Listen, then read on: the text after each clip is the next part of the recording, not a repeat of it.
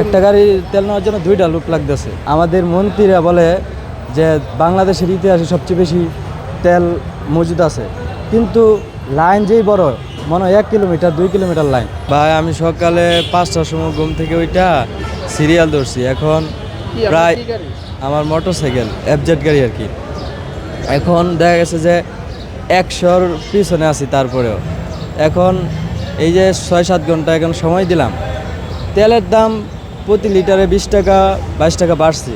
কিন্তু আমার কথা হচ্ছে যে যদি তেলের দাম বাড়ার পরেও যদি মানে তেলটা ঠিকমতো পাইতো, তাহলে কিন্তু একটা মানুষের যারা যে ইনকাম করে, মোটরসাইকেলে অনেকে ইনকাম করে, তারা কিন্তু ইনকাম করতে পারতো, কিন্তু এখন তারা ইনকাম করতে পারতেছে না।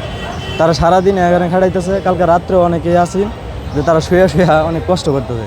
মানে আমি তারপরে আরেকজন লোক আমার গাড়ি লেগে আরেকজন লোক রাইখা আমি গিয়া দুপুরে গিয়া গোসল কইরা খাইয়া পরে আবার আসছি। মানে লোক 2জন লাগতেছে একটা গাড়ির জন্য। একটা গাড়ি তেল নেওয়ার জন্য 2টা লোক লাগতেছে। এখন ওদের স্বপ্ন পূরণে পাশে থাকতে পেরে আমরা গর্বিত। আমাদের কথা হয়েছে, আমাদের মন্ত্রীরা বলে যে বাংলাদেশের ইতিহাসে সবচেয়ে বেশি তেল মজুদ আছে, কিন্তু লাইন যেই বড়, মনে হয় 1 কিলোমিটার 2 কিলোমিটার লাইন। এত কিলোমিটার লাইন যদি দেয়, তাহলে তেলের মজুদ কীভাবে আছে? এটা আমার প্রশ্ন মন্ত্রীদের কাছে। মন্ত্রীরা বলে বুক ফেলায় যে এত পরিমাণ তেল, যে বাংলাদেশের ইতিহাসে সবচেয়ে বেশি তেল ছিল, কিন্তু তেল তো আমি দেখি না। যদি থাকতো তেল তো 4 কিলোমিটার 5। পাম্পের তেল নেই কখন থেকে? পাম্পের তেল নাই, আমি তো আসছি সকালে, আজকে ভোর সকালে আসছি ঘুম থেকে। ওইটা আসার পরে আমি মানে তেল নিতে দেখছেন কাউকে লোক থেকে? না, কেউ নিতে দেখি না, কেউ নিতে দেখি না। আমি বারবার এই যে তেলের যেই মানে যেখান থেকে তেল দেয় এই জায়গায় বারবার আসছি যে কেউ তেল দেয় কিনা বা কোনো কিছু খোঁজ করার জন্য, কিন্তু আসলে কোনো তেল কিছু দিচ্ছে না। এলাকায় কি আর পাম্প আছে? এই এলাকায় তার পাম্প আছে, ওইদিকে আরেকটা আছে, এটা শুনছি মানে সন্ধ্যার পর থেকে দেয়। ওইটা সন্ধ্যার পর থেকে, এটা দেয় সকাল থেকে আর 12টার দিকে। 12টার পর থেকে আসা পাইছে না, 12টা থেকে পর থেকে আসা পায় না। এখনও তো এই যে না খায় দাঁড়ায় রয়েছি। মোটরসাইকেল থেকে গেলে মানে আরেকজনের নিবে গা বা এরকম একটা ডর থাকে। আর যদি মনে করেন রাইখা মানে মোটরসাইকেলের সাথে থাকতে চাই, তাহলে খাবার মানে খাইতে পারতেছে না, না গোসল না কিছু।